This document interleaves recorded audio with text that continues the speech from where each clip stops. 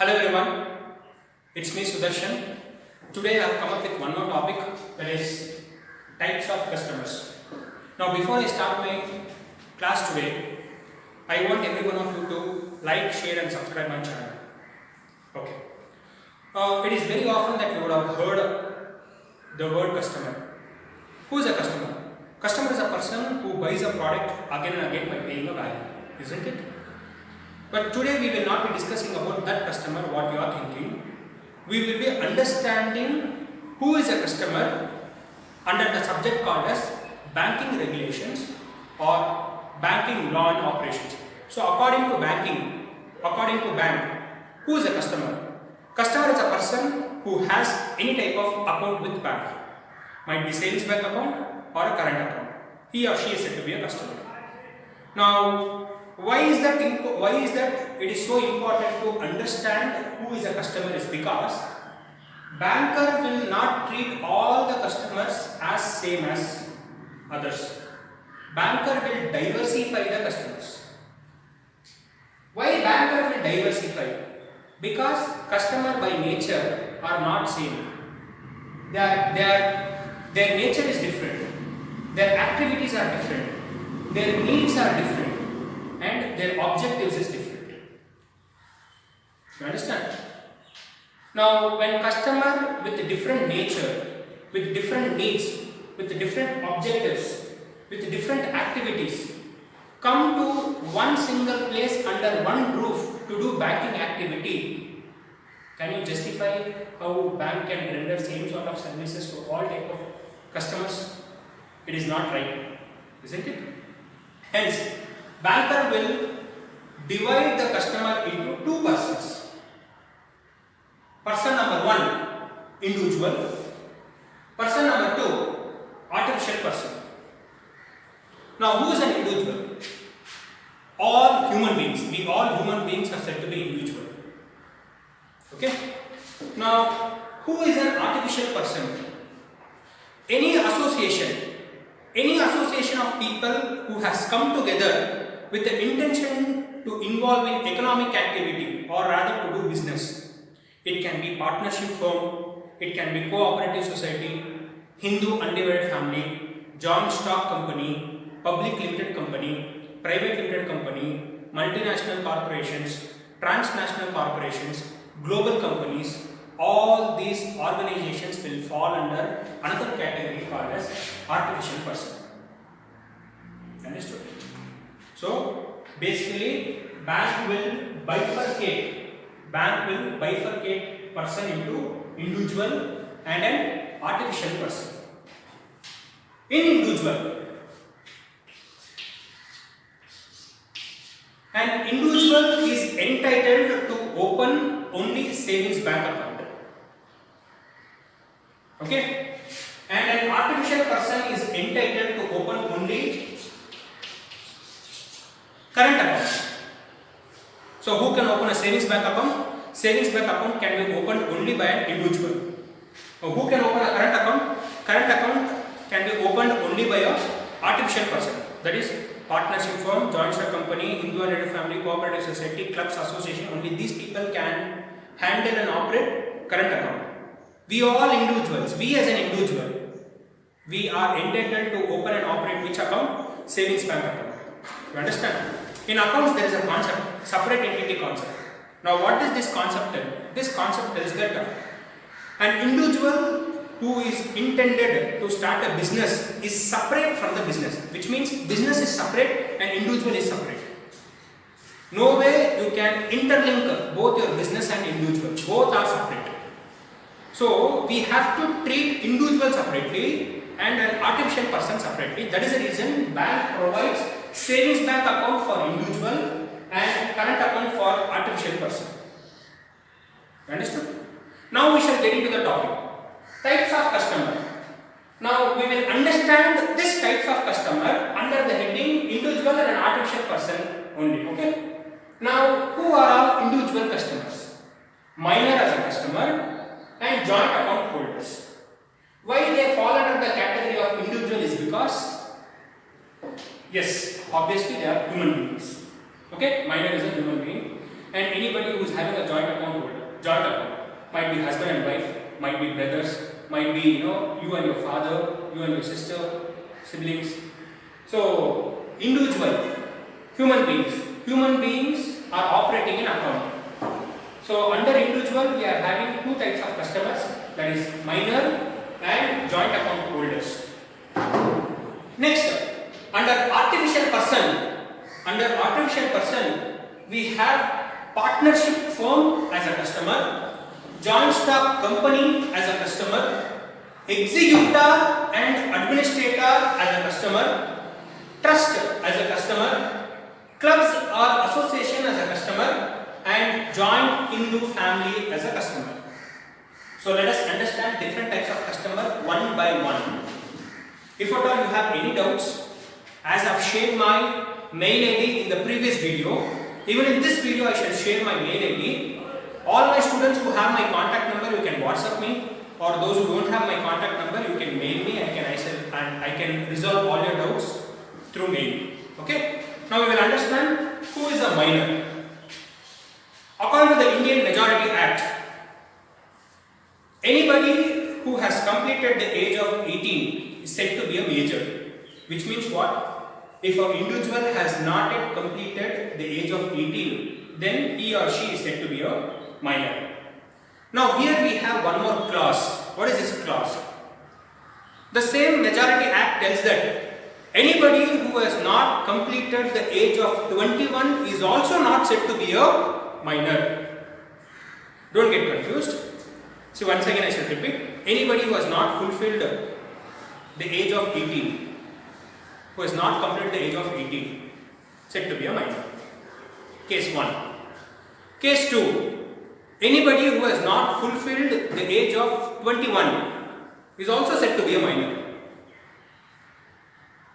Now, in this case, if a child is brought up by the parents, if a child is raised by the parents, then the child will attain majority at the age of 18, after completing 18. Now, if the child is being brought up by the guardian, then the child will attain the age of majority after completing 21 years. This is the difference between these two clauses. So in case 1, if a child is being brought up by the parents, then he or she attains the majority after completing 18 years. Then in case 2, if a child is being brought up by a guardian, an appointed guardian, then in that case he or she will attain the age of majority after completing 21 years. Okay, understand? Now, if you ask me a question, can minor open an account? Yes, minor can open a bank account. Minor is allowed to open a bank account. If minor is allowed to become a partner, right, under Partnership Act, minor can also be a partner. But there is a clause. Minor can enjoy all the profits, but minor is not entitled to share the losses. Okay? So, that is Partnership Act. Let us discuss about that one later on. Fine. Coming back to Indian Majority Act. Now, can minor operate a bank account? Yes, minor can operate a bank account. Up to the age of 10 years, minor is not allowed to operate an account independently. Rather, he or she can operate an account through a guardian, a natural guardian or an appointed guardian. Who is a natural guardian? Our parents are natural guardian. Okay? An appointed guardian might be an orphan in charge, or anybody who has been appointed by the court is said to be an appointed guardian. Now, can minor operate independently after 10 years? Yes. Minor can operate his or her account independently after 10 years. Subject matter, if at all minor wants to withdraw a huge amount or a lump sum amount, then whose signature is necessary? Right. Guardian signature is necessary. Either it can be a natural guardian or an appointed guardian. Can minor enter into a contract? No, minor cannot enter into a contract. Any contracts entered with minor is said to be void ab initio. What is void ab initio? Invalid from the beginning. Okay. Suppose if banker without his knowledge is entering into a contract of loan with minor, and if minor becomes defaulter, banker never ever can recover that amount from minor even after he or she attains the age of majority. You understand? I repeat it. Any contracts entered with minor is said to be void ab initio, which means what? Invalid from the beginning. I repeat the example once again. If a banker is entering into a contract of loan with minor unknowingly, and if minor becomes defaulter, banker never ever can recover that amount from minor even after he or she attains the age of majority. So dear viewers, now you have got an idea about minor. We have discussed two clauses which is very much important to be remembered. The banker has to always keep in mind these clauses when he opens an account for minor. He should make sure that whether the minor is being brought up by the parents nor the minor is being brought up by the guardian. So keeping these two clauses in mind, always he should be very carefully operating a minor's account. Okay. Now let's understand who is guardian. As per section 4, the Guardians and Wards Act 1890, any person who has care on a minor or on his property or on both, that is the minor as well as the property, is said to be a guardian. Now in this guardian there are three types of guardian. First one, natural guardian. Who are natural guardians? Our parents are said to be natural guardians. That is, father and mother will always act as a natural guardian. Now if father and mother, if they write a will, and in the will if they appoint anybody else as a guardian, then that person is said to be a testamentary guardian.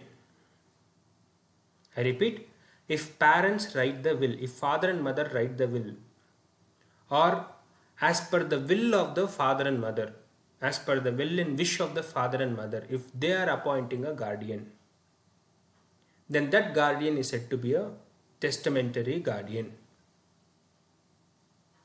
Next, if court is interrupting and appointing a guardian, suppose if the child does not have parents and if court is interrupting and appointing a guardian, he is also considered to be a guardian. He is said to be an appointed guardian. Okay. Now let us understand the requirements to open a savings bank account in the name of minor. Now banker should be very careful, vigilant in operating minor's account. So even before an account is being opened for minor, the banker has to make sure he receives the proof of date of birth. He receives the proof of date of birth of minor. The proof can be received either from a birth and death registrar, that is from municipal corporation. They issue a certificate. Either it can be a birth certificate or it can be any certificate, study certificate issued by the school authority. Next, the date of birth of the minor has to be recorded everywhere, on account opening form, on top of the specimen signature, on top of the passbook. Everywhere the date of birth of the minor has to be recorded. It is the responsibility of the banker to record that one everywhere. Next, whoever is recommending the bank to open an account for minor, what is their relationship with the minor? This information has to be received by the banker. Now for an example, if parents are proposing the bank to open an account for minor, then the parents has to provide the proof of father and mother to that particular kid, which is called as relationship proof. Either it can be in the form of ration card or it can be in the form of Aadhaar card. This details has to be provided to the banker. Not just these details, also PAN card of parents or guardian who had approached the bank to open an account for minor, their PAN card, either it can be parents or guardian, okay, whoever is operating the account on behalf of minor, their PAN card details also has to be shared. And it is not mandatory to provide a photography of minor. It is exceptional. Maybe some banks may ask for photographs of minor, but it is not compulsory. These are all the things has to be kept in mind when banker is operating minor's account, when banker is allowing minor to operate an account. Joint account holders, any two individuals whose blood relatives can operate one single account jointly together. Hence, the account by itself is called as joint account. I repeat, any two individuals, any two or more individuals who is of blood relatives, they are entitled to operate one single account, which is called as joint account. It can be of father and son, mother and son, or any siblings, brothers, sisters, husband, wife. Anybody can jointly operate one single account. Now, what is the advantage of operating this account? Now, both of them can deposit, both of them can withdraw. At the same time, if one person has issued a check, other person has the right to stop the payment. If one person has taken loan from that account, other person is also intended to pay the interest. These are all the nature of this joint account holders. So it is not necessary that always a minor should be having a joint account only with the guardian, either the natural guardian or an appointed guardian. No. A minor can also have a joint account with another minor. As I told you, siblings, brother and sister, sister and sister, brother and brother, they both are allowed to operate an account. Next, survivor. Who is a survivor? Now let us take like this: A and B is an husband. A and B are husband and wife, and B expires. B dies. Now A is said to be a survivor. Survivor can continue to operate the account in case of death of any of the joint account holders. So it is to the decision, it is left to the decision of the survivor. If he or she wants to operate and continue the same account, yes, permission is granted by the bank. Now we finished individuals. So individual, we had two types of customers. One is minor, other one is joint account holders. Now let us move on to artificial person. In artificial person, first let us understand partnership firm. What is partnership? When two or more people who is intended to start a business, who is ready to take up risk, who is ready to contribute their capital with a common intention, all come together to start their economic activity, to start their business, which is called as partnership. Now, we would have been studied in various subjects. In partner, we have different types of partners: active partner, sleeping partner, nominal partner, partner by estoppel, partner by standing out. Now, irrespective of different types of partner, banker will just see this as a partnership account. That's all. Banker will not give much of importance to active partner, least of importance to sleeping partner, or nothing like that. Banker will see that as a partnership account. That's all. Now, when it comes to this partnership account, who can operate the account? What are the necessary documents that has to be provided to the banker in order to open an account? Now, if at all people want to start a partnership firm, they need to register the firm, and before they register, it is very much important to prepare one important document which is called as partnership deed.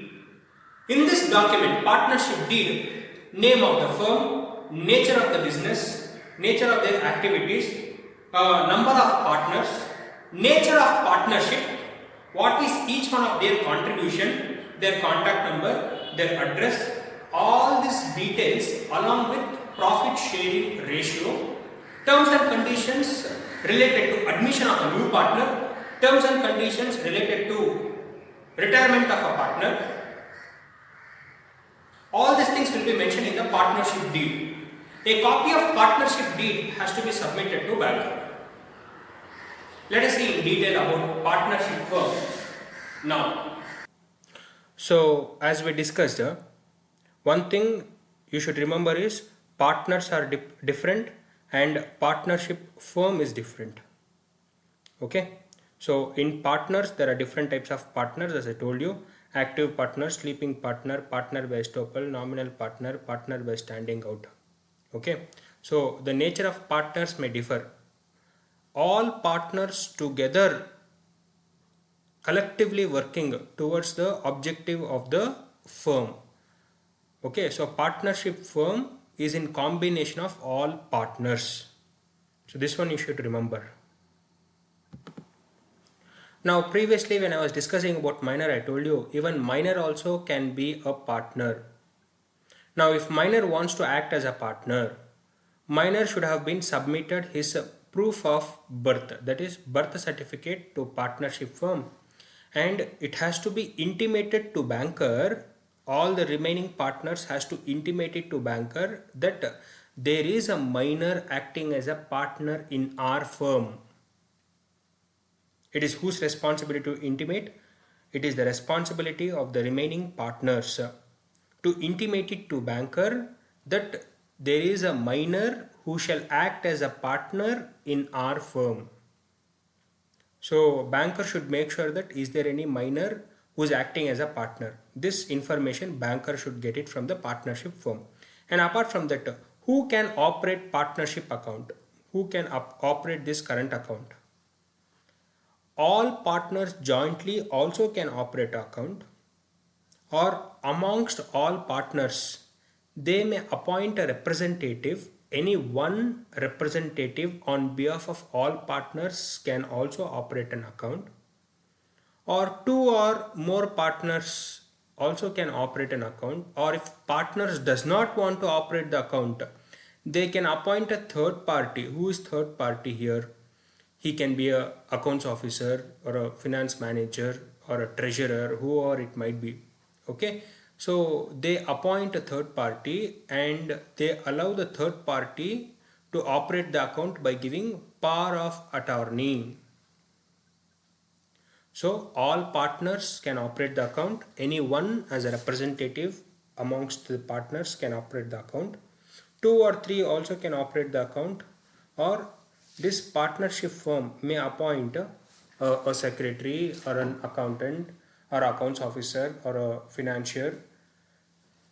Third party is also allowed to operate an account, whereas the third party would have been received power of attorney from all other remaining partners. Now, what if all partners are illiterate? What if they does not know how to give their signature, how to write their name? Need not to worry. Still, they can start a partnership firm. But if at all partners are illiterate and they want to affix their thumb impression, then it should have been attested. It should have been got the attestation from magistrate, from the district magistrate. Their thumb impression should have been got an attestation. Usually it can be through an affidavit. So these illiterate partners can file an affidavit and their thumb impressions can be authorized and would have been approved by the magistrate through his attestation. Next up, let us see operations in the accounts of partnership firm. Now, partnership firm is operating a current account. Partners are individual and partnership firm's account is a current account, artificial person. Partners are individual and partnership firm's account is an artificial person, that is current account. Banker should be always vigilant, should be carefully having a watch on all the activities of the partner, and banker should make sure that no illegal channelization of money is happening from partnership firm's account to a partner's personal account. This should not be allowed. Suppose if a partner is getting some money from partnership firm, either it should be salary or bonus or some honorarium. Apart from that, he cannot have any illegal transfer of money from firm's account to his personal account, to partner's personal account. If any such case, the banker has to intimate it to all other partners. Suppose banker is getting a check in favor of a partner.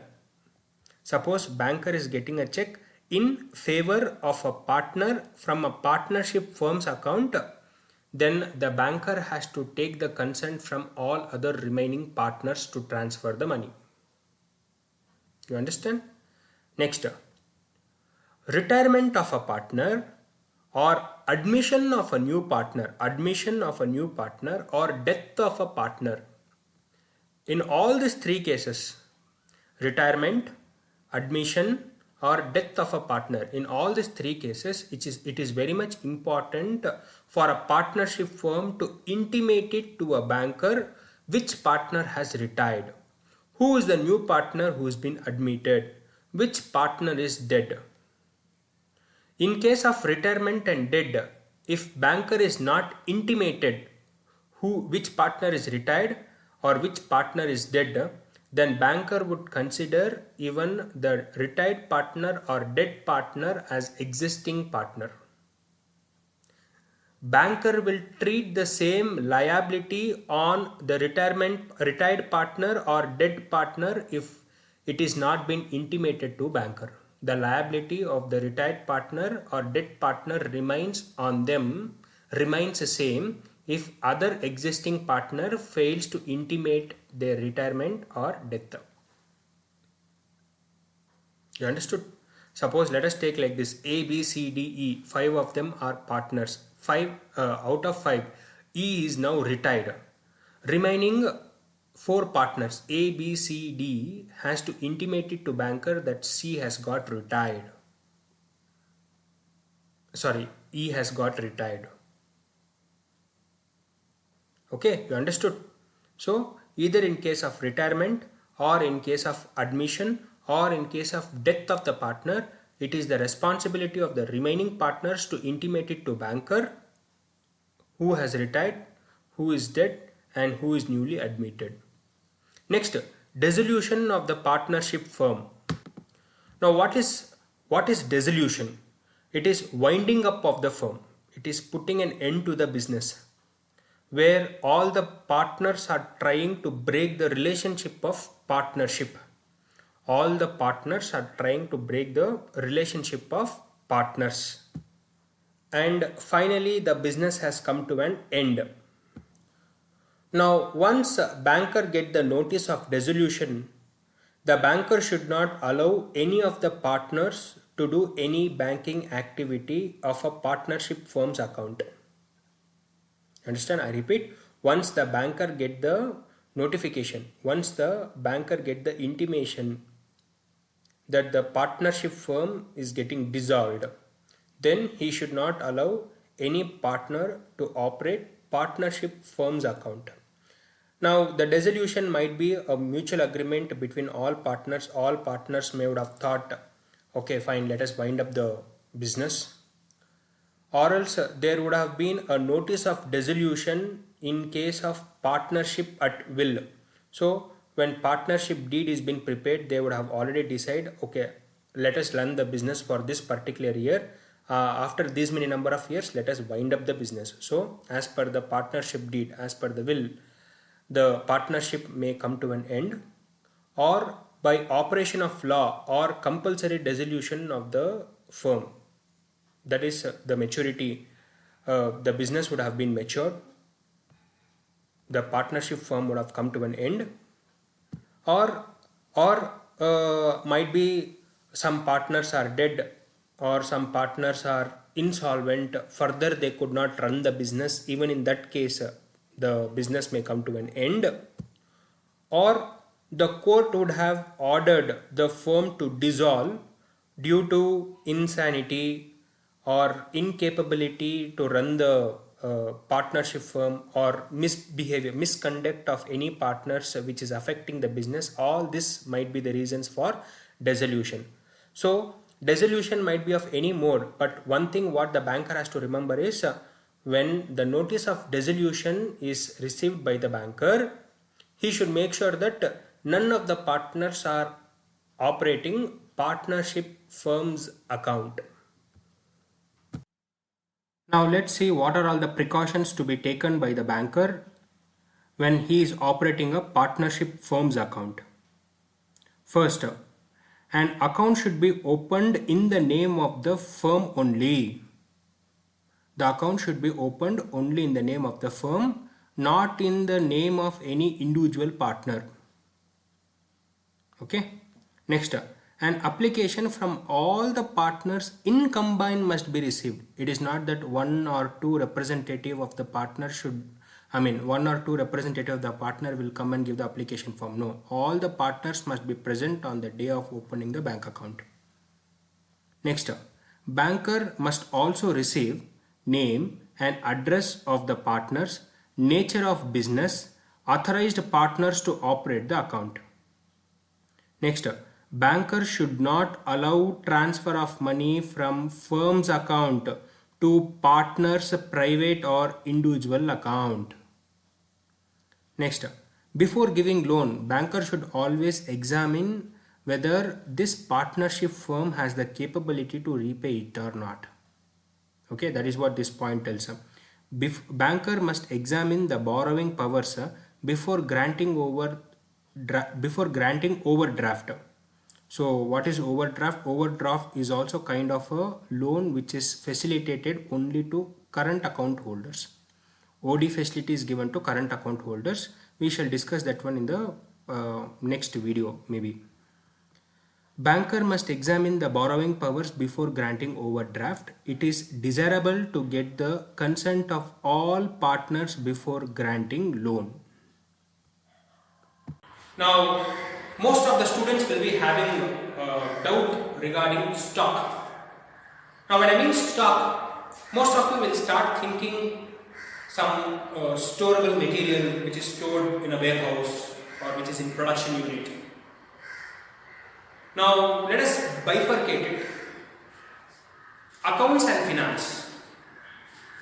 Under the subject accounts, if this word appears as stock, then whatever that you are thinking, goods that is stored in a warehouse, that is into production, that can be considered into stock.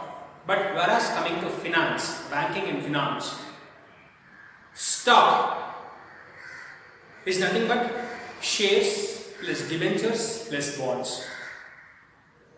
You understand? Shares, debentures plus bonds. Combination of all these three together is called a stock, and that is the reason we call it as a stock market. Bombay Stock Exchange, National Stock Exchange. Now, joint stock. Now, what is the stock here? Stock here is nothing but shares, debentures and bonds. Now, why did the company get the name Joint Stock Company? In order to collect the capital from public, company will issue shares, company will issue debentures, if necessary bonds. Collectively issuing all this, it will collect the capital. You have understood it or not? Okay, what is stock? Shares plus debentures plus bond is called a stock. Why do the company get the name joint stock? Because company, in order to receive its capital from public, collect its capital from public, jointly it will issue shares also, debentures also, and if necessary even bonds also. Hence, the company gets the name Joint Stock Company. What is Joint Stock Company? It is an artificial person. It is an organization which is started by association of people with the intention to do business activity, and it is registered under Indian Companies Act. It is registered under Indian Companies Act. First Indian Companies Act came into existence in the year 1956 and recently it got amended in the year 2013. So, any body, any artificial person, any association of people who is getting incorporated under Indian Companies Act is said to be a company. So joint stock is nothing but a company. Whereas coming to partnership is nothing but a partnership firm. You understand or not? So partnership, when compared to partnership, joint stock company is much more bigger business. Okay? You understand? Now, to start a joint stock company, there are few important documents. 1. Certificate of incorporation. 2. Memorandum of association. 3. Articles of association. 4. Consent letters of all directors. 5. Appointment order of secretary. 6. Appointment order of auditor. All these documents, a copy of this has to be submitted to a banker in order to open an account for joint stock company. So, a joint stock company is constituted under Companies Act 1956. Company is an artificial person with perpetual succession. What is perpetual succession? Which means the company keeps on going for a longer period of time. Okay, going on for a longer period of time is called as perpetual succession. It is a voluntary association of person formed for some common purpose. None of the members are forcefully brought into this organization to be a member, to act as a member. No, it is a voluntary organization. They by themselves volunteer to start a business. They show their interest to contribute capital. Okay, so it is a voluntary association of persons formed for some common purpose with the capital divisible into parts known as shares. So the capital is not collected from one person, it has been collected from many people by issuing shares. This small portion or this small parts is called as shares. It has a separate legal entity and corporate personality. That means what? Separate legal entity means owner is separate. Whoever is purchasing the share, shareholders are separate from the business. Business is separate, shareholders are separate. Owner is separate from the business. Okay, and it has got corporate personality. That means what? It has got incorporated. It can be seen in the eyes of law. Understand? Now let us see what are all the documents that is required to open a current account for joint stock company. Okay. Now, if a joint stock company has to approach the bank to open a bank account, then the company would have been at least undergone two stages. 1. Promotion stage and 2. Incorporation stage. After incorporation stage, the company should have been received incorporation certificate from Company Law Board. So without incorporation certificate, company cannot approach any banker to open a bank account. Okay. Next, let us see.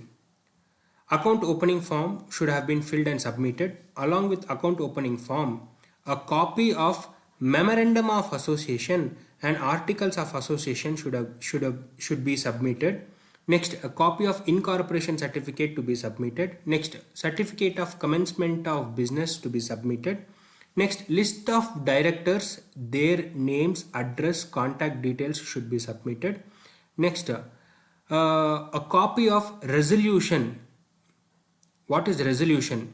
Anything that is decided at the end of the meeting. Now, what is resolution here? In board meeting, all the directors would have been passed a resolution, would have been decided to open an account in a particular bank. So a copy of that resolution also to be submitted to a banker. Now already quite a few things we have discussed under partnership firm. Slightly the same points are applicable for joint stock company as well. Now what is that? Banker should not allow any illegal channelization of money from company's current account to any of the directors or managers' personal account. Okay, here also the rule remains same. What? Suppose if director is getting any checks from the company, it should be for his remuneration or honorarium. Same for managers, same for secretary. Suppose if they are trying to manipulate, if they are trying to channelize some sort of money illegally from company's account, from the firm's account to their personal account, then the banker should not allow that. It has to be brought to the notice of other members. Okay. So in case of public limited company, minimum 7 members. In case of private limited company, minimum 2 members. In case of public limited company, maximum no limit. Whereas in case of private limited company, as per the new amendment, maximum limit is 200. Okay. So immediately it has to be brought to the notice of other members that this particular director or a manager or secretary, they are involving in illegally transferring money from company's account to their personal account. Next, if any director becomes insolvent, the banker should not allow that particular director to continue as a director. The banker should not allow any insolvent director to remain and continue as a director. Okay, you mention it or not? Next, winding up of the company. Again, what is winding up? Closing of the business, putting off to the business. Now, once the banker gets the notice of winding up, he should not allow any of the directors or managers to operate company's account, to operate joint stock company's account. Then who will operate? The company would have been appointed a liquidator. If not company, the court would have been appointed a liquidator. Who is a liquidator? He is an authorized person who is entitled to take up the entire winding up process. He is a third party. He is not from the company, does not belong to company. He shall always act in favor of members, that is shareholders, debenture holders, in favor of public, in favor of government. Interest of the government, interest of the public, interest of the members of the company is kept in mind, and he shall act accordingly. He is said to be a liquidator. He is a person, liquidator is a person who is entitled to take care of entire winding up of the company. Now once the company gives the notice of winding up, from the date of receiving notice, the banker will not allow directors or any other authorized person to operate the joint stock company's account. Rather, the powers is been shifted from directors to liquidator. So this the banker has to keep in mind and act accordingly. Till the winding up is completed, liquidator is the in charge person to operate the company's account, joint stock company's account. Got it? And administrator. Now, who is an executor and who is administrator? Now, you have been come across in many movies where a person who is bedridden, he will think of writing a will, which means he would like to hand over his property to, might be a grandson or a granddaughter, might be he want to hand it over to the next generation, right? Or might be to an orphan, whatever it might be. So a person who is writing the will is called as testator. Who writes the will? Who is a testator? A person who writes the will is called as a testator. Now, whosoever name is mentioned in that will, he is called as executor. What is the nature of executor? Whatever is the order given by the testator has to be followed, has to be executed by the executor. You understand it or not? Now, who is a testator? Testator is a person who writes the will. To whomever the will is transferred, to whomever the will is addressed. Now, for an example, let us take like this: your grandfather has mentioned your name in the will.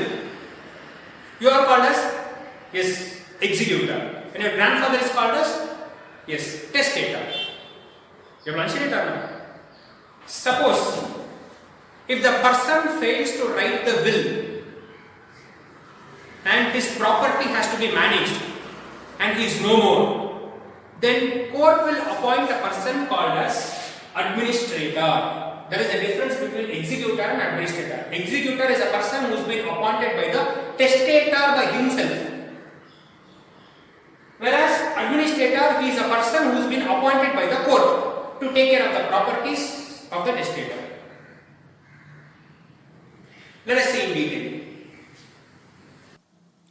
Now, as we discussed, who is testator? Testator is a person who writes the will. Who is executor? Whosoever name is mentioned by the testator is called as executor. Suppose if testator fails to write the will, then court has all rights to appoint an administrator by issuing letter of administration to take care of the properties or to exercise the powers given to administrator to take care of the properties of the testator. Okay, so executor is appointed by the testator and administrator is appointed by the court. Now if you ask me, can there be more than one executor? Is it possible? Yes, it is possible. Testator may appoint more than one executor, and if the responsibility to take care of the property, to deal with the property is too huge, where one administrator cannot take up that huge responsibility, then court may also appoint co-administrators. That means two or more administrators. So what we understand here, it is not necessarily there should be only one executor, or it is not necessarily that there should be only one administrator. Okay, you understood?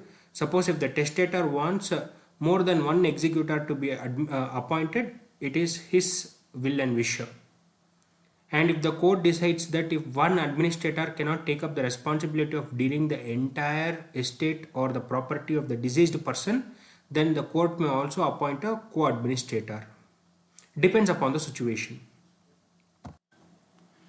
Now let us see how an account is being opened for an executor and administrator, and what are all the precautions to be kept in mind by the banker when he allows executor or administrator to to deal with the accounts. Now when banker is allowing executor and administrator to open an account, before opening an account the banker should first make sure that the bank receives a copy of probate or letter of administration which is been given by the court, and it has to register in their books. Banker has to record it. Not just receiving letter of administration, in case of appointment of executor, the banker may also receive a copy of will which is written by the testator. It shall go through it and it shall also file a copy of will. As I told you earlier, not just one administrator, there can be more than one administrator. Here also there can be more than one executor. However, whatever is mentioned in the will or whatever is mentioned in the letter of administration has to be clearly read by bank. And just like that should not be allowed executor and administrator to operate the account. They should receive, banker should receive the proof that this is the exact person being appointed by the testator to act as an executor. This is the exact person being appointed by court to act as an administrator. So proof of identity has to be received from executor also as well as from administrator also. So KYC, know your customer. So from 2009 onwards, from 2009 or from 2012 onwards, it is mandatory that all the customers have to provide their KYC to their banks. Know your customer identities like PAN number, Aadhaar. Okay, all this information has to be provided. Next, can executor or administrator give their delegations, give their rights, give their authority to a outside third party. No, it is not at all possible. It can be done among co-executors or co-administrators. Within them, they can transfer the delegation, authority or rights. But it cannot be transferred to a third party, whosever name is not mentioned in the letter of administration, whosever name is not mentioned in the will. To them, the rights or delegation or authority cannot be transferred. Even in case of executor and administrator, the bank must be very vigilant and should make sure that none of the money is been illegally channelized from testator's property or the deceased person's property, testator's property account. From their account, the money is illegally not transferred to personal account of administrator or executor. So here also the responsibility of the banker is too high. What? The banker should make sure that any property of testator is not illegally channelized to a private account, to a personal account of an executor or an administrator. This is very much important. If that is the case, immediately the banker has to intimate it to court. The banker has to bring the issue in front of the court. Now let us see what are all the precautions that the banker has to consider before he operates a executor and administrator's account. Now, as I told you before, the banker must receive a copy of probate or will, and he has to go through in detail what are all the clauses that is been mentioned in terms of appointment of an executor and in terms of appointment of administrator. Okay, he should read and understand. Next, banker must be very vigilant and careful that none of the testator's account or deceased person account is misappropriated or illegally channelized to any of the personal accounts of executor or administrator. Okay, as we discussed. Next, suppose if the executor or administrator dies and he is one of the joint signatory of the account. As I told you, it is not necessary that there should be only one executor or only one administrator. It can be more than one. Okay, suppose a group of executors are there or group of administrators are there. Amongst those group, if one is dead and he has issued a check undersigned giving his signature, then that check has to be dishonored. Banker should not honor that check after the executor's death, after the administrator's death.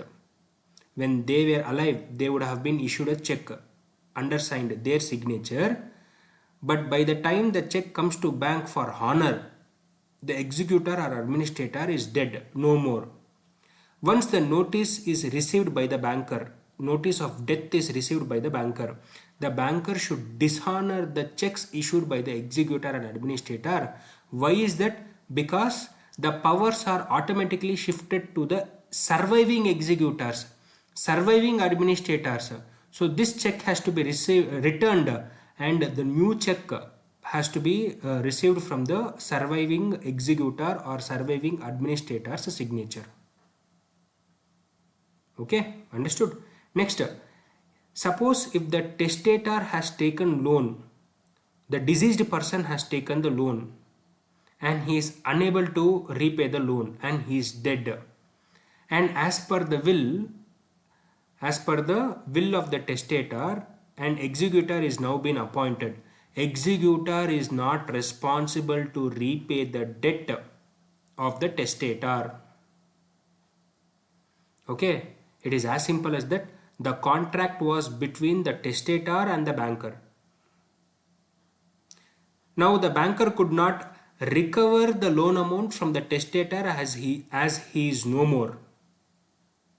Just because testator has written the will and mentioned a person's name as executor, that executor will not be responsible to repay the loan of the testator. See, banker cannot exercise their right to set off the diseased debt balance against the creditor's balance in the executor's personal account. No, not possible. You understand? Now, it is very much important. The banker must be very, very careful. Suppose if the executor or administrator is approaching bank for loan, executor cannot take loan for his personal use, pledging testator's property. No, not possible. You have understood it or not? I shall repeat it. If executor wants personal loan, he does not have the right to pledge testator's property or mortgage testator's property. Not possible. Suppose if the executor wants loan for his personal need, whatever is his personal security, on that personal security he can take loan from the bank. Understood? Next, suppose to develop the testator's property.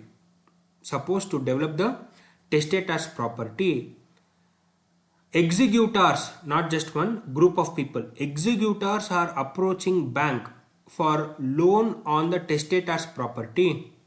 Then all the executors have to give sign on the agreement of loan. Imagine it or not? Suppose, see in this point, if executor wants personal loan for himself, he is not entitled to pledge testator's property or mortgage testator's property. He can only mortgage his personal securities. Whereas in this point, here what we need to understand is, they want to take loan on testator's property for development of testator's fund, for development of testator's estate. In that case, all the existing executors has to agree for it and has to give a sign on agreement of loan. You understand? Let us move to trust. Yes, would have heard. Most of the charitable units will be ending up by the word called as trust, charitable trust. Now, what is this trust? Trust is a association of people or a body who is functioning with not its own money, but it's functioning with contributed money from different people. Many of them would have been contributed to that particular organization for taking up certain activity, predetermined objectives. See, for an example, let us take like this. I am not handling this organization with my own money. Rather than that, I am handling this organization, I am running this organization with others' money. How I got others' money? I have earned their belief. I have earned their trust on me. Hence, the organization by itself will get the identity called as trust. Okay, you understand it? Even in trust also there is one important document which is called as trust deed. Again, in the case of trust account, the banker must take certain precautions when he is allowing the trust to be as a customer, when he is allowing the trust to operate current account. Now let us see what is that one by one. First, a copy of construction of the trust has to be received. A copy of the trust deed has to be received. Next, a copy of registration certificate or incorporation of trust certificate has to be received. It can also be called as certified copy of the entry of the public trusts register. Then public trust register number has to be received. Next, list of trustees. At present, whoever is the list of trustees in that particular trust, their details has to be received, their particulars has to be received. Next, in the trust first meeting, whatever is the resolution being passed related to opening up of an account in which bank, a copy of that resolution has to be received. Next, certified copy of the resolution signed by all the trustees in regard to the conduct of the account. So amongst the trust, they will decide who will be the authorized signatory, okay, who will operate the account, and related to that information also to be provided to the banker. Okay. Now let's understand the operations of trust account. Now a trust account should be opened in the name of trust only. It should not be opened in the name of any trustee, any person. It should be opened in the name of trust only. It is usually called as trust account. Next, all the trustees are allowed to jointly act as active members in operating the account.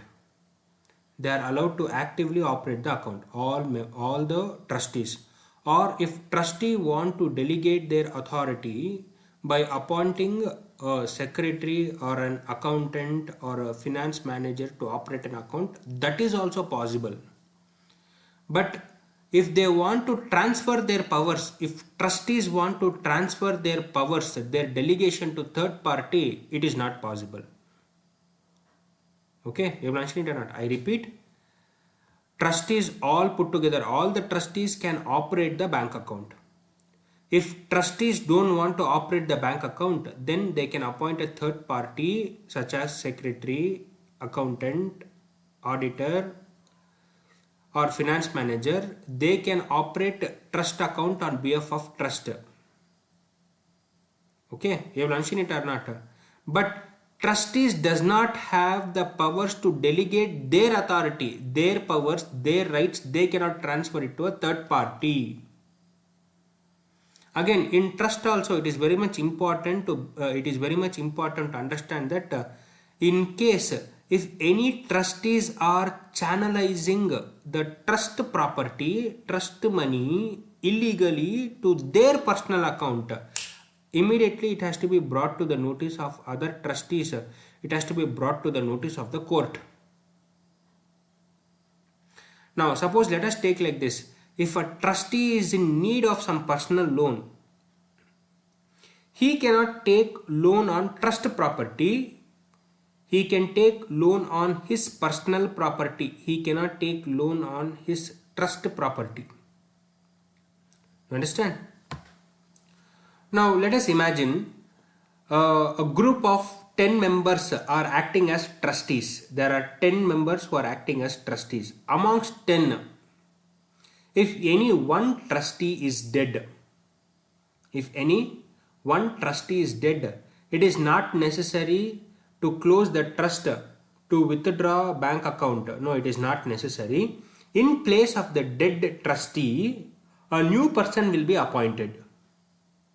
A new person will be appointed in place of a dead trustee. Point number 1. Point number 2. There is no group of trustees. Rather than that, there is only single member, single trustee who is running the trust.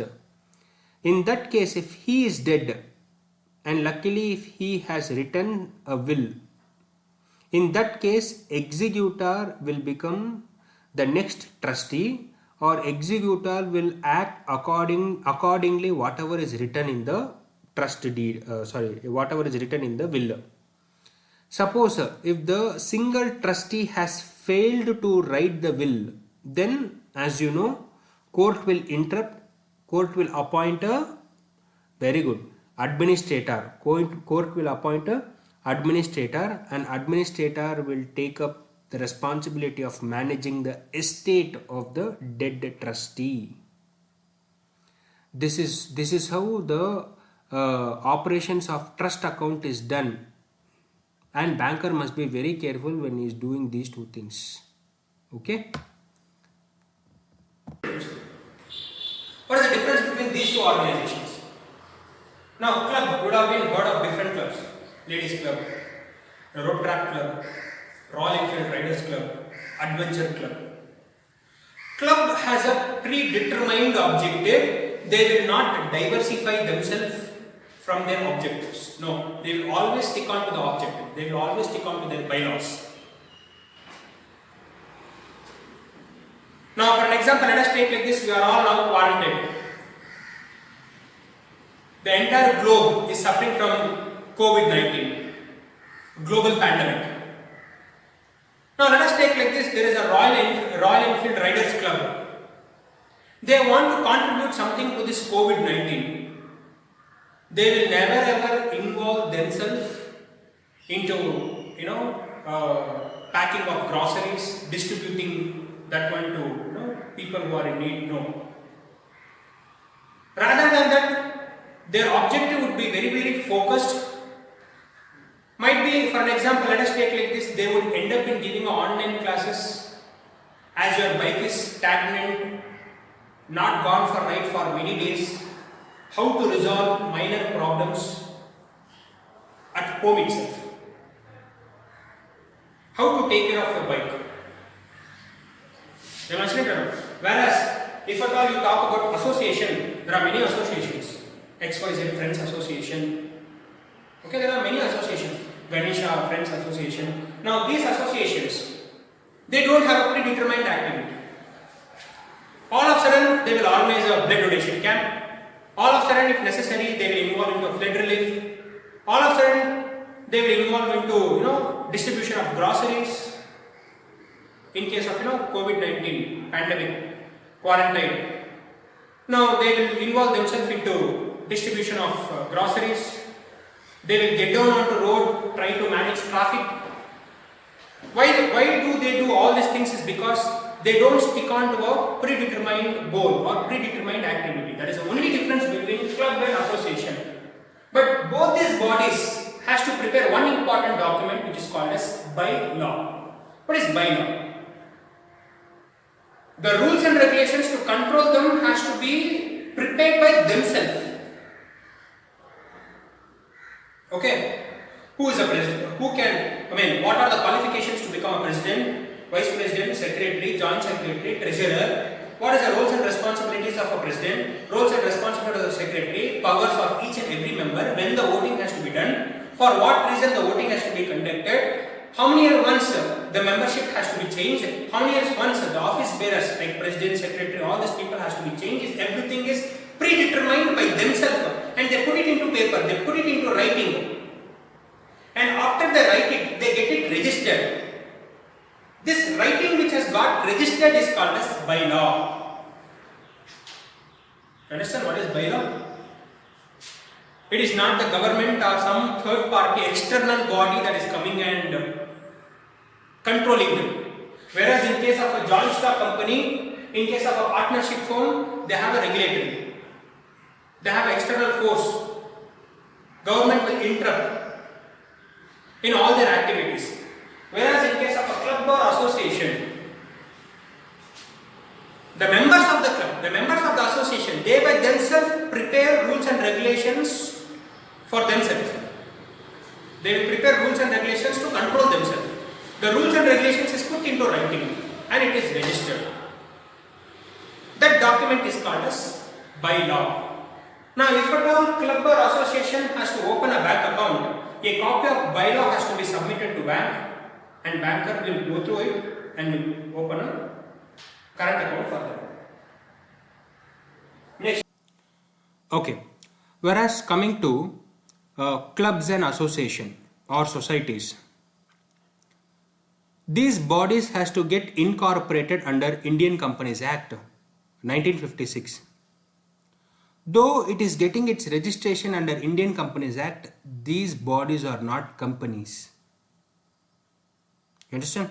I have already told you what is club, what is association. Hence, these are not companies.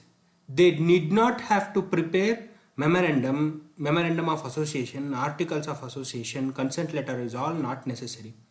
What is that one important document that is necessary is bylaws. Now, while opening a bank account, a copy of bylaw has to be submitted to banker. Then a copy of resolution which was passed in the first meeting,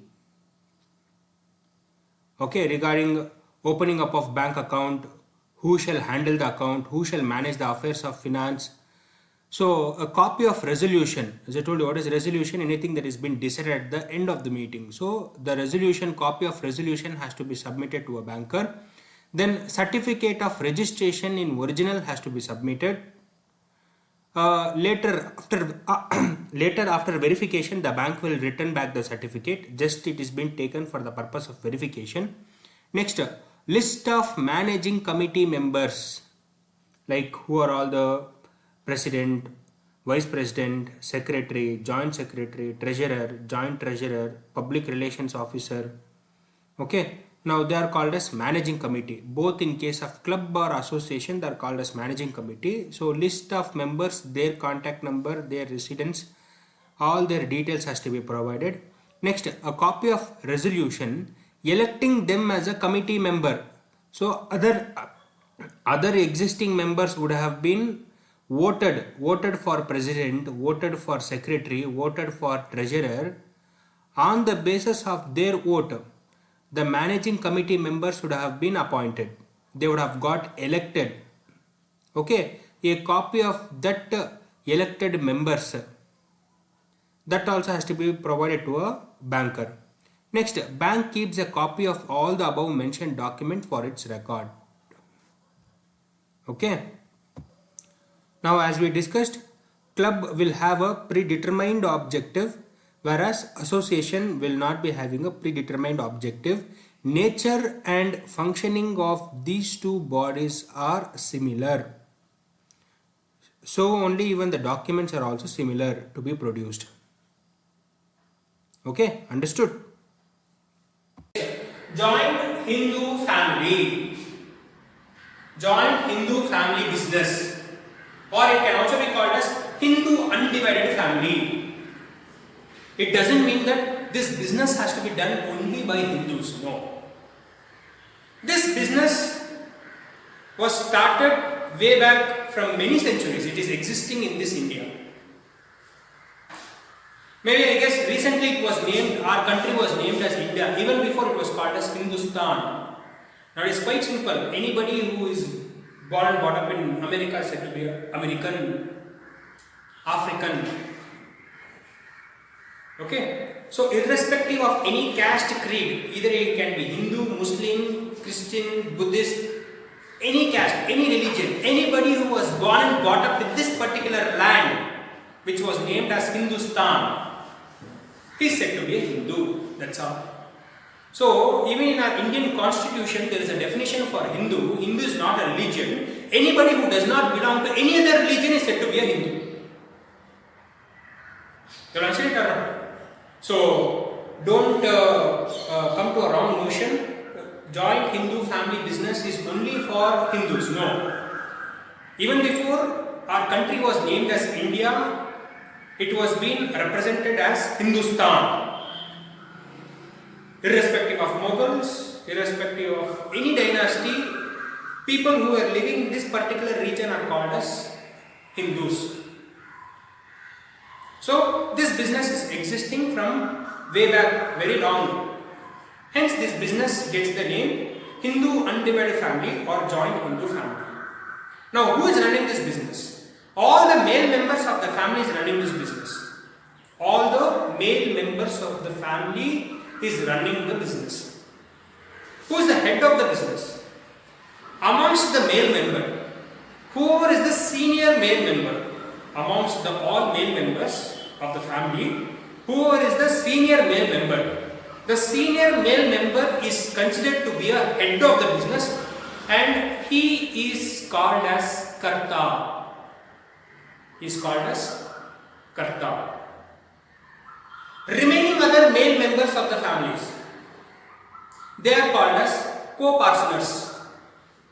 Now for an example, let us take like this, in a family of 50, in a family of 50, let us take 22 of them are male members, out of which one senior male member, he is a grandpa, senior male member, he is said to be a Karta.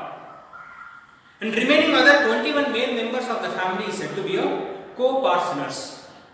Now if Karta dies, if Karta expires, who becomes the next Karta? Amongst the remaining 21, whoever is the senior male member, he gets the title Karta. You understand? Huh? Now, banker must be very careful when he is operating a current account for joint Hindu family business. Why is that he should be very careful is because one thing the banker has to understand. Suppose if Karta is approaching for loan, the banker has to first get the clarity whether the Karta is applying for his personal loan or whether he is applying loan for the purpose of business. If Karta is applying loan for himself, then only Karta will be responsible to repay the loan. Suppose if Karta is applying for loan on behalf of his business, for his business development, remember carefully, not just Karta, all other co-partners are responsible to repay the loan. Same to the co-partners also. If co-partner is approaching a banker for a loan, then the banker has to confirm whether it is the loan, personal loan for co-partner or for the entire business. If it is for the personal loan, if it is for the personal purpose of co-partner, then only he is liable to repay the loan, not the entire business. Now this co-partner can apply for loan. If at all he wants to mortgage, he can mortgage not the entire property of the family, only that portion of the family property that belongs to him. On that he can take loan. Same thing is applicable to Karta as well. Now, as we discussed, who is Karta? Any senior male member of the family. Any senior male member of the family is said to be Karta. And remaining other male members of the family. Other male members of the family are called as co-partners. So the eldest male member of the family is called as Karta. Remaining other male members of the family are called as co-partners. Okay. Next. Hindu undivided family is not dissolved in the event of death of one of the member. So this also I would have told you. If Karta is dead, the business won't come to an end. Next to Karta, whoever is the senior male member of the family, he will get the title as Karta. Hence, this business is also said to be a perpetual succession. That means the business will be going on for a longer period of time. Now, if you ask me, sir, what if any one co-partner want to go abroad for work? Yes, he can go. Even if he is a NRI, non-resident Indian, even if any co-partner is non-resident Indian, who is not residing in India at present, who is not involved in doing family business, but still he is considered to be a co-partner. He is still considered to be a co-partner. Same to Karta. Suppose if Karta, he has gone to abroad, he has gone to foreign country, he is not taking up his family business there. You understand or not? Karta is not taking family business to foreign. But Karta's presence is not there in India. Karta's presence is not there in his business. So Karta will make an alternative arrangement. So in absence of Karta, whoever is the next senior eldest male member of the family will be acting as a Karta.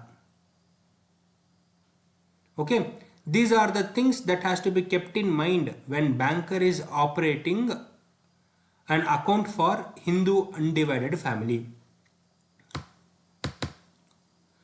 Now, opening up of an account for Hindu undivided family.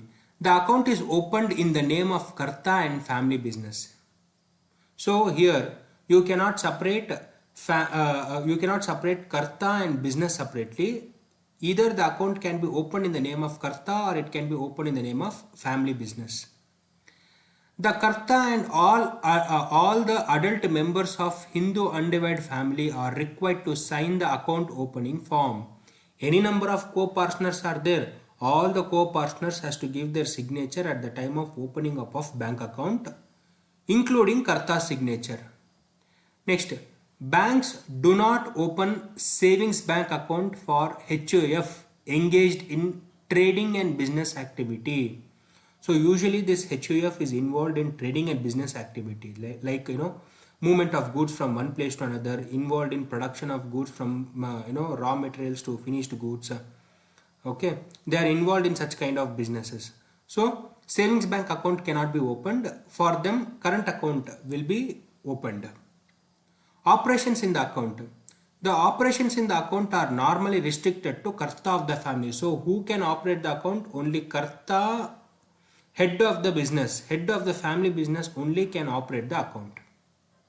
The Karta can appoint any of the adult co-partner to operate the bank account as manager if Hindu undivided family carries out business at various places through its branches. Suppose if the business is done in the single place, same place, then who shall be entitled to operate the bank account? Karta is only entitled to operate the bank account.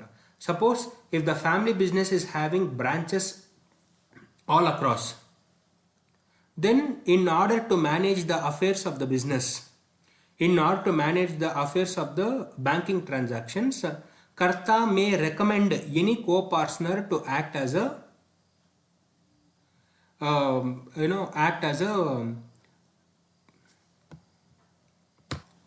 manager for the account.